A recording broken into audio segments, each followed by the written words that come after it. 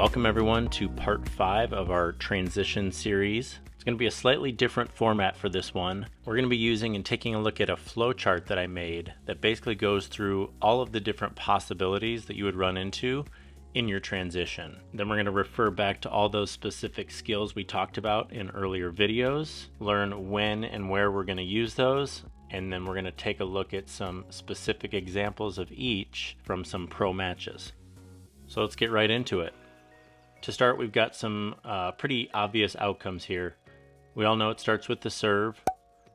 You have the option of a missed serve or a made serve, and then from a made serve, you would have the option of a missed return or made return. Now, I assume we all know what serves and returns, missed and made, look like, so I'm not going to provide any examples for these.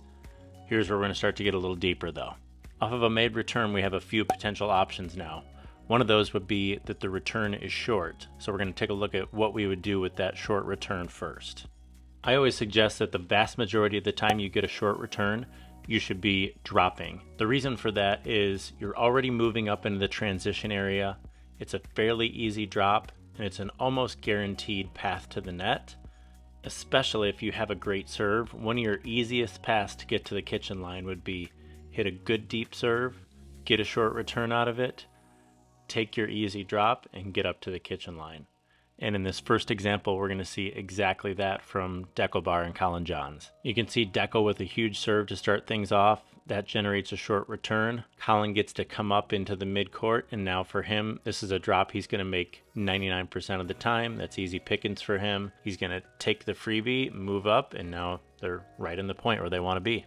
Next, we're going to look at Tyson and Brendan on the other side, and how if you hit the drive, sometimes it can go wrong. Similar situation, good serve, little bit of a short return. Tyson's moving in. He would have the option here of hitting the same drop that Colin just hit. He could make that almost every time. He decides to drive instead. Colin hits the counter, and then they end up losing the point. So it's not that the drive can't work in that situation. There's a lot of times that maybe that drive would work, but the drop is the way more repeatable path to the net when you're given that short return like that. So for that last example, we're assuming that both players got up and established at the kitchen line. For this next one, we're going to take a look at what your options are when the returner is late to the kitchen line. So your serve maybe pushed them back a little bit, they struggled to get forward, and now they're arriving late to the kitchen line. This is when I am way more open to a drive to take advantage of that person still being in the transition area. My suggestion would be, don't hit the drive as hard as you can though. Hit it a little off speed with some topspin to get that ball to dip and be landing at the feet of the person that's coming in. So here in this example, you can see, again, Deckel with a big serve. He's moving into a short return, but he can see clearly that Tyson and Brendan are struggling a bit to get into their positions. So he's going to take advantage with a kind of an off-speed dipping drive. Tyson has to hit up on it. Colin resets the next one, and now again they're up at the kitchen line in the point. Next, we're going to look at a similar example from Tyson and Brendan. One thing I want you to notice is in both of these examples, their opponents were stacking. I like to hit the drive a lot more when I know my opponents are trying to unwind the stack, because it's going to be harder for them to get established up at the kitchen line. You can see Brendan is looking at exactly that right now. They had to unwind. They're having a hard time getting into their position, so he's going to choose the drive, going to hit it right through the middle, which a lot of times is a good spot, and he ends up getting a winner out of it. Next, we're going to look at our options when our opponents hit a deep return. So this is where things get a little bit tougher. If that return is deep, again, the first thing that we're going to look for is, did the returner make it all the way to the kitchen line? If the answer is no, then that's where we're going to go. We're going to try to find that returner side, because we're going to be given more space over there. I don't care whether you drop it or drive it in this situation. Actually, one of my favorite shots to use is kind of a hybrid. You can think of it as an aggressive drop or an off-speed drive. Either way, we're going to try to find the feet of the person who's transitioning in. And you can see Deckel, again in this situation, recognizing exactly that. He doesn't end up winning this point, but he got exactly what he wanted out of the third, and I'm sure he'd take this situation every time if he could. This is where things get really difficult. So our opponents hit a deep return, and both of them are fully established and ready at the kitchen line. In all the other scenarios up until this point, we had a situation where one good shot potentially could get you to the kitchen line. Once you get here where we got a deep return and both players established, typically you're looking at least 2 good shots to get to the line. But we're going to need to now rely on our transition game to be that last part of the equation to get us up there. So first we're going to look at the specific situation of using a drop. Because we're back, this is going to be a little bit of a higher defensive drop. It's going to need to land in the kitchen, it's going to need to buy us some time, and then we're going to have to move into that transition zone and play one more shot of defense before we can make our final push to the line.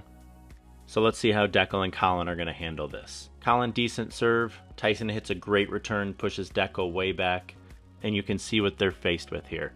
Deckel's a couple steps behind the line. Tyson and Brandon are all the way up there established and ready to go. It's going to be at least a 2-shot sequence for them to get to the line, so let's see what they do. Deckel drops, Colin moves in. He's able to get low and play that transition reset. Deckel moves in after that. They're able to kind of dig and get up to the line and eventually win the point. Now let's take a look at how you would use a drive in a similar situation. We're pushed back, both players at the line. How are we going to use that low drive to set up an easier shot? For this one, Brendan's going to do it all by himself. Decent serve. Return comes pretty deep. He sees both players are established at the line, so he's going to go with a low drive. Deckel hits a decent volley back. Brendan gets to move inside the court. Now he's got an easy drop. He can drop that ball, follow it in, and now there's his 2-shot sequence to get himself up and established to the line.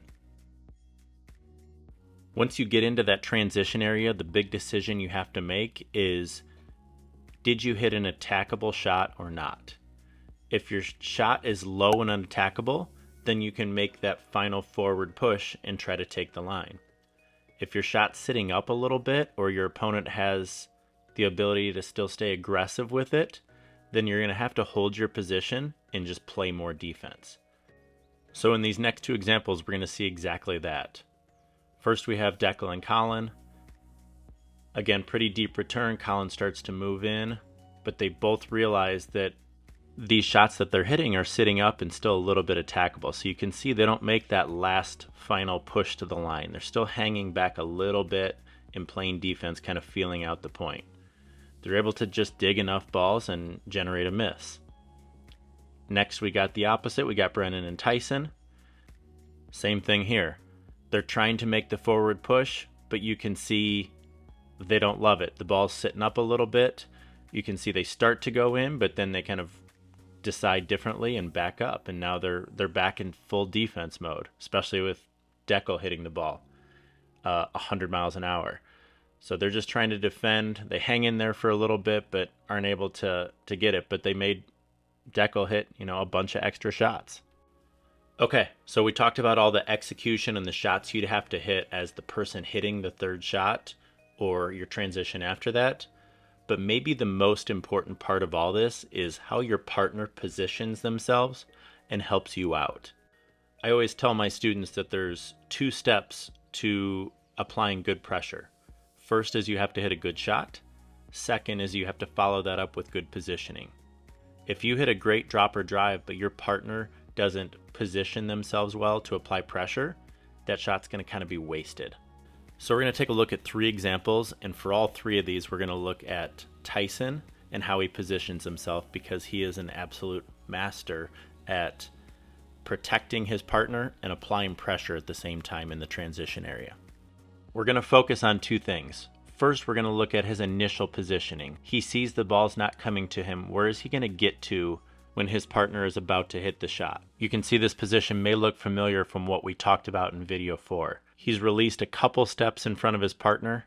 He's hedging middle, and he's opened up and facing his partner so he can watch and take in information so he can make the best decision on what to do next. Brendan hits his shot. Tyson decides he likes it enough to move forward a couple steps and apply pressure. And now, as that ball comes back, he's going to help out his partner. So this is exactly what I'm talking about when I refer to protecting your partner. Brendan's all the way back. His feet are vulnerable. And by Tyson coming over and taking this ball, it's going to allow Brendan to move forward, and now they can kind of take the net together. Okay, so here's another example. This time we're going to see a very similar setup. Tyson serve, return comes back, Brendan's playing the third. Tyson moves into almost that exact same position, couple steps in front of his partner, hedge toward the middle, turned and watching. This is where reading and reacting becomes really important.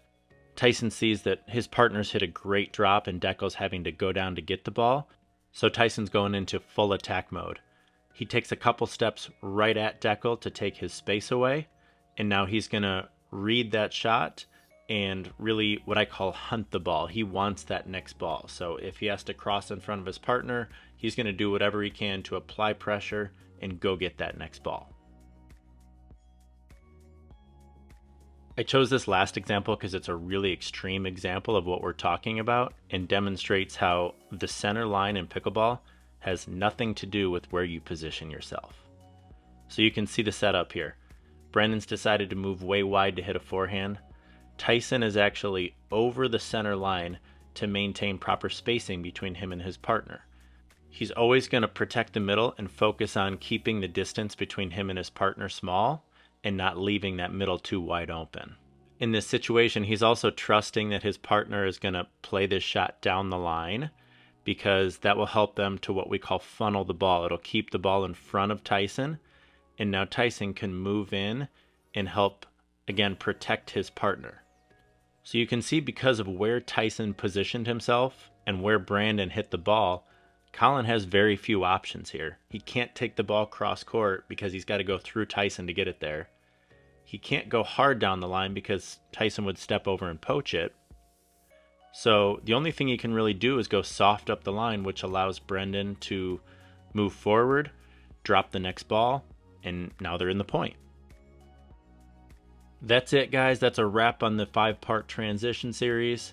I hope everything made sense. I hope you learned a lot.